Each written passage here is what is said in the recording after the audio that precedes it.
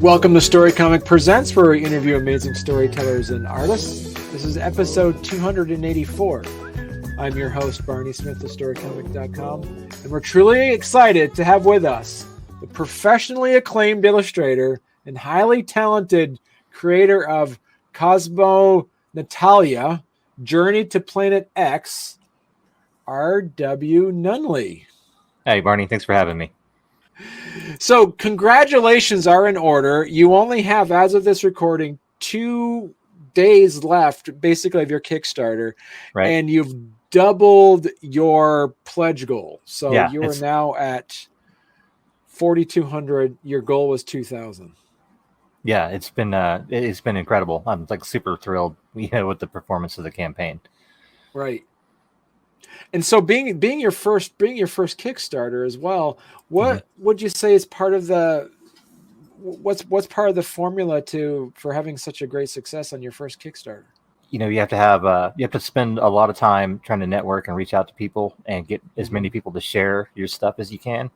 Right. And once you have your pre-launch links, you have to pay attention to like search engine optimization stuff and make sure that you've propagated your link around the internet. And I mean, it's just a lot of work, I think. Right. And I've learned so much. I feel like I could have done much better, and I think timing is kind of everything too. So right. And also too, it's a pretty interesting storyline as well. Do you want to tell our listeners and viewers a little bit about what CosmoNatalya is about? So CosmoNatalya is it's really a sort of a comedy, kind of a spoofy comedy with serious undertones that is about a Soviet-era cosmonaut who spends some 30-odd years in space traveling to find the planet X that's been discovered in the solar system.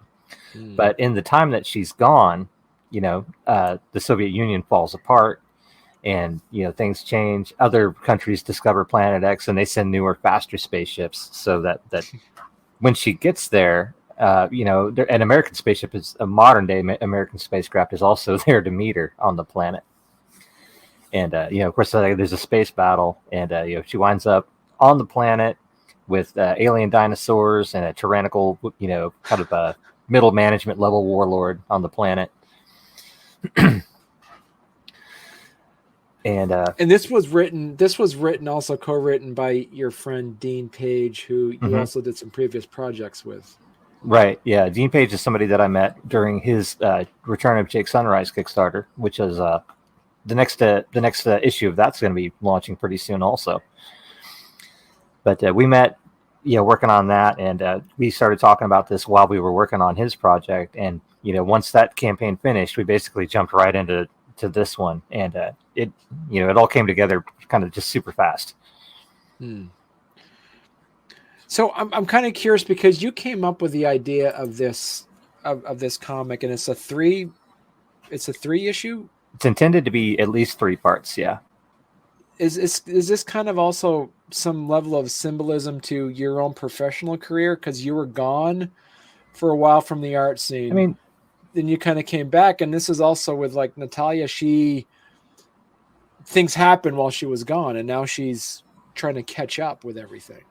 I mean, it's not really an intentional parallel, but I mean, I was really, I'm borderline obsessed with the war in Ukraine, and I'm watching that every single day, and I was, I was really interested, like what if, a Ukrainian-born Soviet-era person were just transplanted from that time to today, how would they feel about how things are going? So, but yeah, I hadn't really made that connection to, her absence in cryosleep versus me being gone away from the art and comics. How has things changed for you professionally, as almost to the point, the same thing with Natalia, coming at it from a fresh perspective? How much did you have to kind of learn about the indie comic scene? I'd never really been on Kickstarter before, doing this. So I had no idea that there was this gigantic just gigantic, indie comic scene on Kickstarter. I think I read somewhere that Kickstarter is actually like the number 2 publisher of comic books in the world now because of how many books are sold through there. I don't know if that's true, but I remember reading that. And, at the time that I put mine up live, I think there were something like 375 other live comics projects at the same time. Wow. Every day that I'm on there, I find stuff that I'd never seen before. And I'm like, how does anybody find anything on here? Right. And so what else have you seen? What else have you noticed that has changed since you left? And was it 2008? Is it? Yeah. It's about 2008. Yeah. The digital tools are so much better, and the workflows have changed quite a bit. Back then, I was still inking, some pages. I inked a number of books for Devil's Due, and that job doesn't really exist anymore. There's just a handful of places that are still doing traditional pencils and inks, and it's so much faster to do it digitally on a tablet. The only cool thing about doing it traditionally is that you still have those original art pieces that you could sell. You don't get that digitally. I feel like workflow wise, that's probably the biggest change. And the speed of everything is so much faster because you don't have to mail anybody anything. You can email, you can instant message high quality files to people, and nobody has to wait. So you're the one, Randy, that kind of came up with the idea. You had Dean Page to kind of help you write it. But you mentioned in a previous interview as well that you really wanted to look for a colorist, someone that kind of did that, the colorist for you. How important is it to actually add color to it? And why is it more complicated than most people think? It's not just like coloring pages. Yeah. So if you're doing a book that you intend to be black and white, you're going to ink it differently than you would. If you took all the color out of my pages, some of the images would be downright confusing and hard to understand. What exactly it is you're looking at, because you don't have to spot as many blacks because the color is going to do some of that work for you. And so so it's really, like all steps of the process have to kind of work in tandem with each other, and you have to be in sync. And it's really difficult sometimes to find a colorist that is in sync with your drawings. Right. And so I felt incredibly lucky that we found Kimberly when we did. Yeah, flatting. So we have some people that have a rough and understanding of the different aspects of comic books. Do you want to explain the difference between flats and coloring? Yeah. So flatting is a technical process where color is applied, but in solid blocks, and you're using hard non-anti-aliased pixels that are they're literally like jaggedy sharp pixels. And the reason that you do that is so that you can use a selection tool in the graphic design software and easily select certain areas and use it as kind of a paint mask to only work in that area. Right. And doing that step can save your colorists just an enormous amount of time and let them focus on their shading and their highlights and the really important parts. Masking and selecting is just a really tedious process, and doing flats first is a way to kind of eliminate that step for them. How did that project management aspect work for those that might be thinking about wanting to work on their own indie comic, and the people they're looking for are not necessarily right next door to them? Well, I knew that I really wouldn't be able to draw and run the campaign at the same time. So I made sure that my part of the art was basically done. All of the interior pages were complete by the time we went live. Right. And so then it's just like the rest of the team. They're still working, but they don't have to necessarily be directly involved with the campaign. They can focus on just doing their job. Right. And you couldn't do them at the same time. You just couldn't. So how did that work? What kind of formats do you use to talk to them? Do you do it through video, or do you have a Slack channel, or how does that work where you actually all communicate with each other? It's usually just via text messaging. Really? And just most people I talk to just over the Facebook Messenger app. Okay.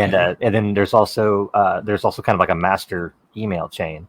So because sometimes you have to send links for big downloads and things like that. And but almost 90% of it was just over the Messenger app. It's easier, more convenient. You can your phone's in your pocket. You can just answer your email whenever.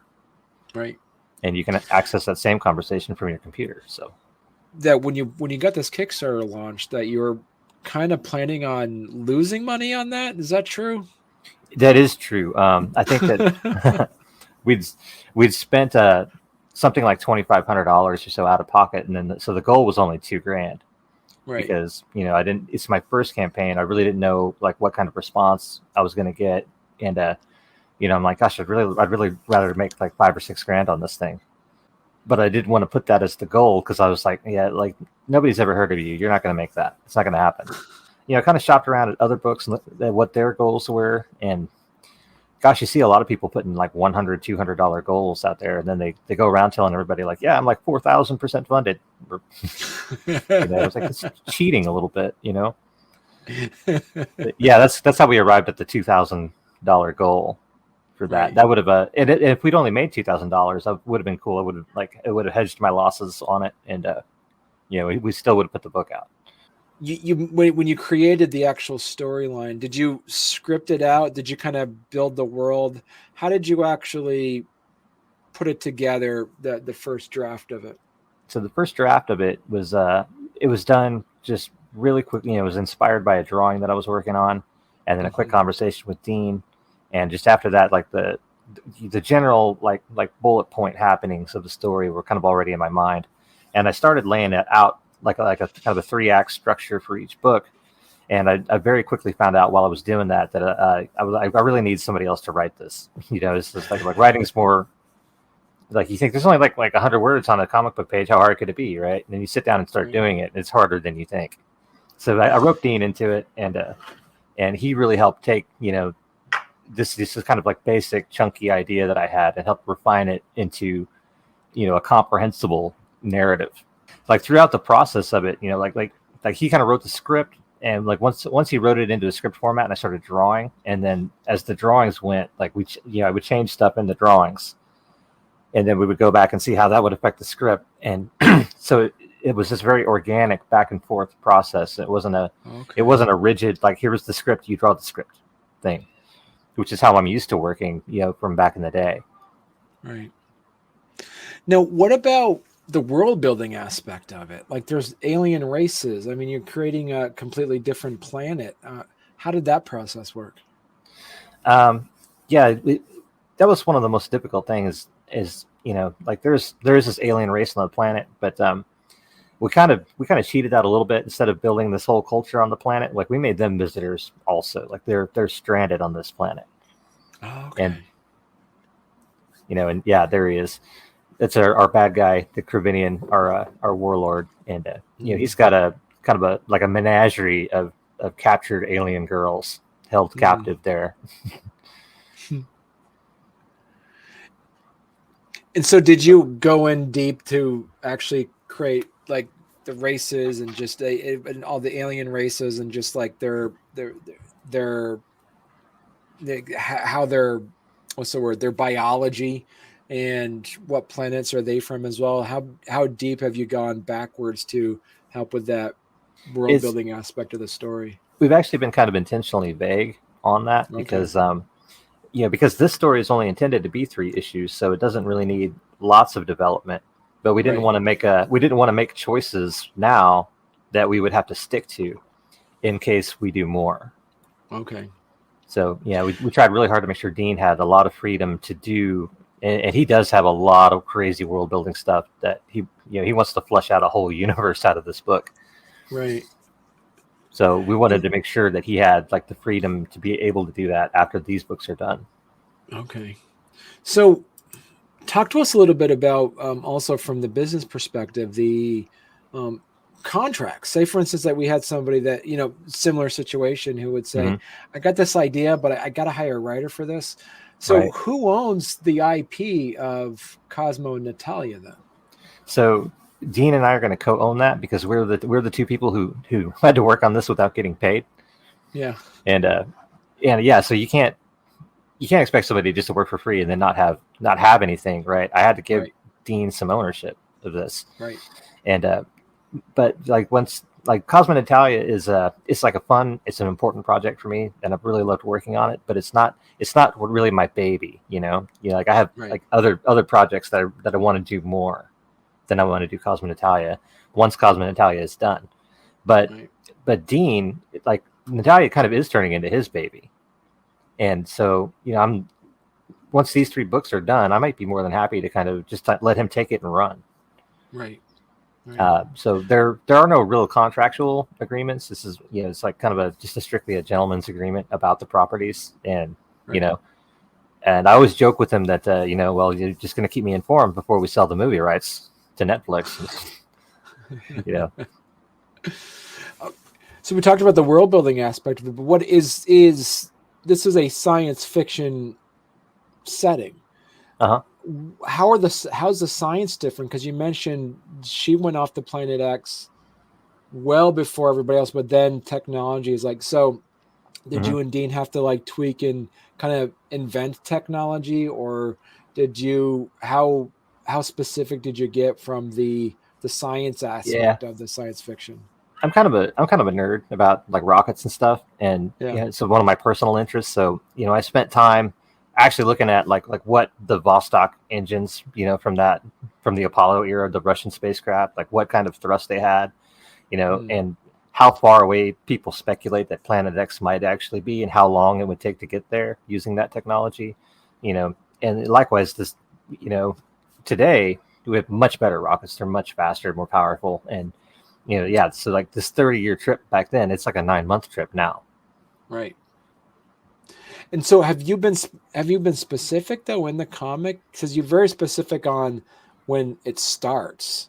But if somebody reads this comic 10 years from now, are you specific on when the actual time the book takes place in present day? Is it a vague present day, or is it a specific year? It's a vague present day, or maybe a very near future. And I mean, I think you'll kind of get that from the pages that were being added in the stretch goal. You'd see a lot more of the American astronauts in that, and so you'll be able to pick up the visual cues from them to tell it. They're not from way off in the future. They're definitely from right around now. They have their spacesuits are like literally covered in like corporate sponsors and ridiculous things like that. So they look like NASCAR drivers. Right. Yeah. I mean, so you do have, there is a little bit of, as you say, it's supposed to be fun, but there are some serious messages that you said that you put in this. Yeah. I mean, it can't all be fun and games. There's, when you do a comic book like this, you're like you're just drawing like pretty girls, right? And they're they're half naked or actually naked or whatever, and it's kind of like it's a little bit exploitative, So you kind of want to cue your readers in that you're aware of that, and that these female characters, they are being put into these situations, but they're still like they demand to be treated with respect, and they're going to make sure that anybody who doesn't understands that. So. Maybe I'm not quite sure exactly how to describe that, but in particular with the bad guy and his harem of girls that he's got, it's not human trafficking because they're aliens, but basically it kind of is that. For those that are going to miss this Kickstarter, where can they find this comic? So you'll be able to find like this comic is my campaign, it ends in 2 days on July 15, but that comic is going to continue to be available on the Jake Sunrise campaign as an add-on, and so it'll be on there for another month. And after that, like I should have a personal website built and functioning, and because we want to be able to have that book and other books for sale off of that, but I don't have a personal website up yet. But by the time those 2 campaigns end, I will. Right. And you'll easily be able to find that through my social media. How much has the story changed from your initial idea? Because you said you already kind of had some arcs planned out. Other than Dean bringing in his writing expertise, has there been some very specific character arcs or story arcs that you're like, wow, that's a great idea? Throw that in. Yeah. The first issue is largely unchanged from the original concept, but like once the second issue starts, it was like, we already kind of started working, on that book when when Dean and I really kind of formalized our workflow together. So that was pretty much already set in stone. But the next two books, he was able to kind of just take them and just wildly deviate, from the original. And he's added like whole new races and characters into it. Things have changed a lot. And I think it's really important for, when in that kind of partnership that you have to have flexibility, and you have to let like your creative partner, you have to let them outside to play too, and don't be a control freak, which I have a tendency to do. The comic, it seems as though it's like a modern interpretation of some of the old Golden Age comics of like Planet Comics and some of those. Oh yeah, I'm a big fan of. Years ago, I worked at an art supply store, and this guy came in, and this Roger Hill was his name, and he wrote books about old Golden Age comic, like guys like Wallace Wood from. He did a bunch of EC Comics, Weird Science Comics, things like that. And I had some Photoshop skills back then, and he asked me to restore some of this old art for him because he was writing a book. And so I took these old yellow crumpled up drawings and like cleaned them up in Photoshop for him. And that's gave me like a really tremendous introduction to some of this Golden Age comic stuff. And so I've been into that for a long time. What were some of your other inspirations as you came up with a story arc, other than some Golden Age comics? What were some of your other inspirations for the story? There's things like I'm a big fan of the movies, like the spoof movies like Airplane or The Naked Gun, and I really love that kind of humor and comedy. So there's the book's just full of like sight gags and Easter eggs about that, and just everything that I could think of that was fun. I really wanted this comic to be a lot of fun, and so there's a lot of that's Calvin and Hobbes Spaceman Spiff kind of like narrative voice in that emerges throughout the book.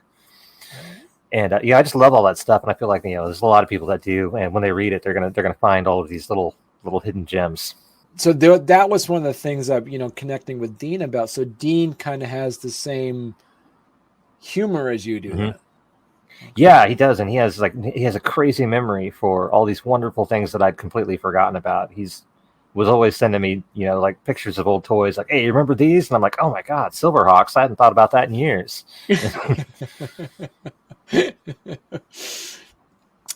And so, as you said, so how this came out, this is going to be this Kickstarter. You're going to have everything is going to be available according to your Kickstarter. July 20th, the digital stuff is going to be available in July. And for the physical copies, the physical stuff is going to be available August. Yeah, with the additional 6 pages from the stretch goal, we might barely miss that. Like our July digital PDF might be the first week of August digital PDF. Okay. Just because we are adding pages, and we brought back the original colorist for the new pages, but she's committed to other jobs right now, so she's trying to squeeze them in. And but she's doing a great job about being on top of it and getting them done quickly. But it might delay us just a little bit, but only because we're doing extra. I was like, some of the things like the patches and the coins, I'm not personally overseeing the manufacture of those items, so I wanted to make sure that there was plenty of time. I didn't want to overpromise on delivery on that stuff. Right. And that was my next question, like with like the mini bust and some, and like the mission patches and the coins. How much of this were things that you felt your readers wanted, or how many of these are things like you actually wanted and you're just going to offer them to everybody else because you love that idea? Well, I wanted the challenge coin for myself. Yeah. And I just think they're really neat things to have. And, I thought if I could make like a mission challenge coin, like I'll bet people would like this. I bet people would buy a couple. And they're actually quite expensive to make. So, they're actually being sold on the campaign at cost. It's not a very good fundraising device at all, but it is kind of helping me subsidize the one that I want for myself. So, right, yeah, exactly. Mm-hmm. And so, what were some of the surprises of the things that you put on your tiers that seem to have really taken off? The sketches have proved really popular. I got a lot of good feedback from people saying like how much they like the fact that they could have like this kind of anything sketch done. They could pick their characters or whatever. And I got a few emails from backers that stated in particular, I was like, this is really cool that you're doing this, because most people won't give us that. You'll get a sketch, but you don't get to pick sometimes, or the sketches are already done, But, I'm still new. So like, I still have like some reputation building to do amongst like those backers. What's your timeline that you see happening with issues 2 and issues 3 then? The timeline of those is, we're not going to jump straight into issue number 2, because I don't want to, I'm not trying to do back-to-back campaigns or anything. I feel like people will get burned out on it. I have other projects, with other creators that I'm working on. I'm going to be doing a book called Orchid with David Sandoval, and I'll be working on that over the end of the year. So, I'll probably start working on number 2 in probably either late in the fall or early 2024. Okay. And but in the meantime, like I'll be helping Dean out with his Jake Sunrise book. And I have a number of other just like art commission jobs I got to get through. Plus, I have all these sketches to do now from this campaign, so that's going to keep me busy for a while. So, if people want to learn more about you, Randy, where's the best place they could go to? Middle-aged, I guess. So Facebook is kind of where you're going to find me. I do have a presence on Instagram, but if you can find me on Facebook and direct message me just about any time. I'm almost always on there. Will there be an option to kind of pre-order it post Kickstarter? That was the only thing that we could think of immediately, was to get it onto the other campaign, and we're still working out how like how exactly we're going to make it available. I don't know if we're going to put it on Amazon, or it will definitely be on a dedicated website, of our own soon. But I don't have any details to share with anybody on that just yet. Right. Okay. Perfect. Well, Randy, this has been great. I've been looking forward to talking to you. I'm so happy we're able to sit down and just talk about the history of the book and how it came about. I was afraid I'd missed you. I'm glad I didn't.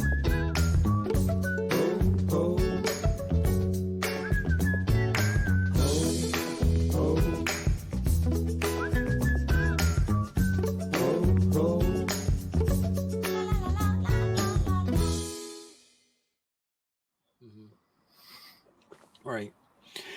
Is there any? Oh, hang on. Let me timestamp this, Randy. This is live. So what I'll do is, like, after the fact, this is going to be like super smooth after there. People be thinking, "Wow, Barney's asking them one question after the other." So it's the power of editing. See, Randy, that's what it is. Yeah.